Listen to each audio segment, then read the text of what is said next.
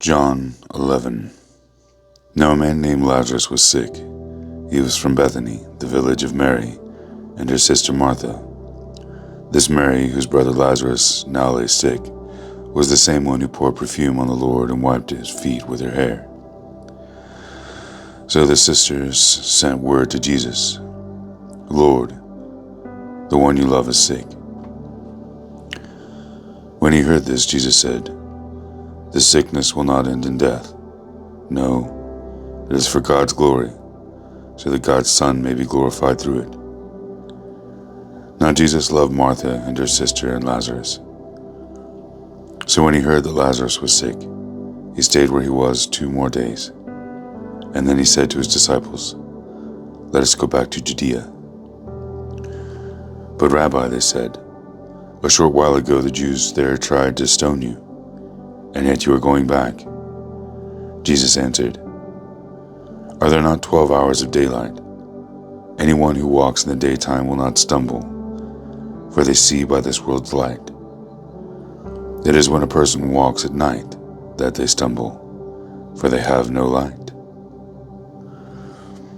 After he said this, he went on to tell them, "Our friend Lazarus has fallen asleep, but I am going there to wake him up." His disciples replied, "Lord, if he sleeps, he will get better." Jesus had been speaking of his death, but his disciples thought he meant natural sleep. So then he told them plainly, "Lazarus is dead, and for your sake I am glad I was not there, so that you may believe. But let us go to him." Then Thomas, also known as Didymus, said to the rest of the disciples, "Let us also go, that we may die with him." On his arrival, Jesus found that Lazarus had already been in the tomb for 4 days. Now Bethany was less than 2 miles from Jerusalem, and many Jews had come to Martha and Mary to comfort them in the loss of their brother. When Martha heard that Jesus was coming, she went out to meet him, but Mary stayed at home. "Lord," Martha said to Jesus, "if you had been here, my brother would not have died. But I know that even now God will give you whatever you ask." Jesus said to her, "Your brother will rise again." Martha answered, "I know he will rise again in the resurrection at the last day." Jesus said to her, "I am the resurrection and the life. The one who believes in me will live, even though they die, and whoever lives by believing in me will never die. Do you believe this?" "Yes, Lord," she replied. "I believe that you are the Messiah, the Son of God, who has come into the world."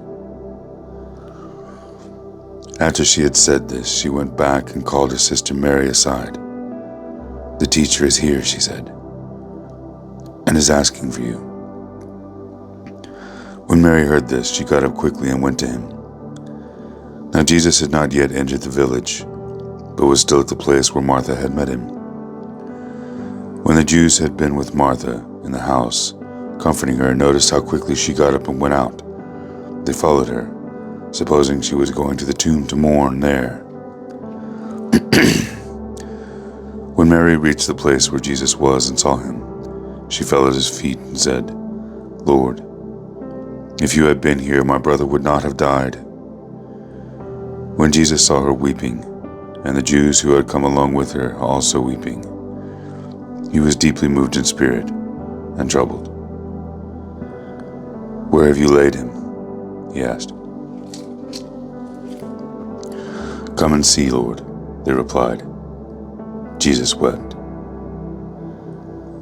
Then the Jews said, "See how he loved him."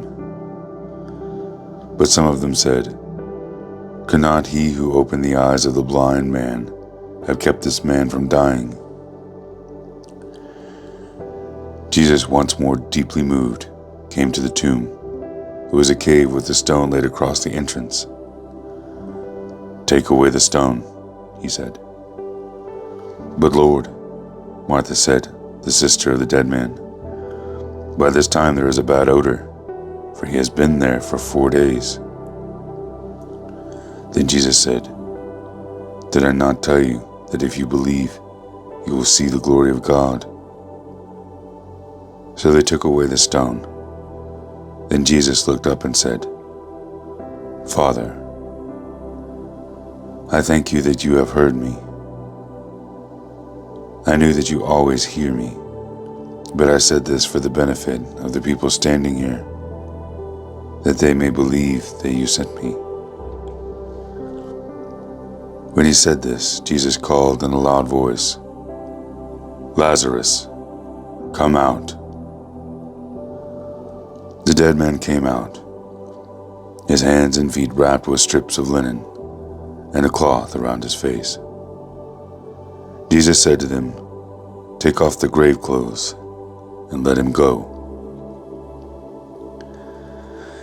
Therefore many of the Jews who had come to visit Mary and had seen what Jesus did believed in him. Some of them went to the Pharisees and told them what Jesus had done. Then the chief priests and the Pharisees called a meeting of the Sanhedrin. "What are we accomplishing?" they asked. "Here is a man performing many signs. If we let him go on like this, everyone will believe in him, and then the Romans will come and take away both our temple and our nation." The one of them named Caiaphas, who was high priest that year, spoke up, "You know nothing at all.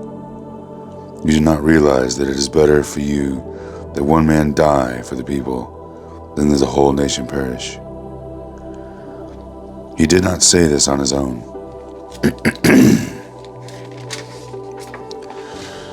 But as a high priest that year, he prophesied that Jesus would die for the Jewish nation, and not only for the nation but also for the scattered children of God, to bring them together and to make them one. So from that day on, they plotted to take his life. Therefore Jesus no longer moved about publicly among the people of Judea. Instead he withdrew to a region near the wilderness, to a village called Ephraim, where he stayed with his disciples. When it was almost time for the Jewish Passover, many went from the country to Jerusalem for their ceremonial cleansing before the Passover. They kept looking for Jesus. As they stood in the temple courts, they asked one another, "Where do you think? Isn't he coming to the festival at all?" But the chief priests and the Pharisees had given orders that anyone who found out where Jesus was should report it so they might arrest him.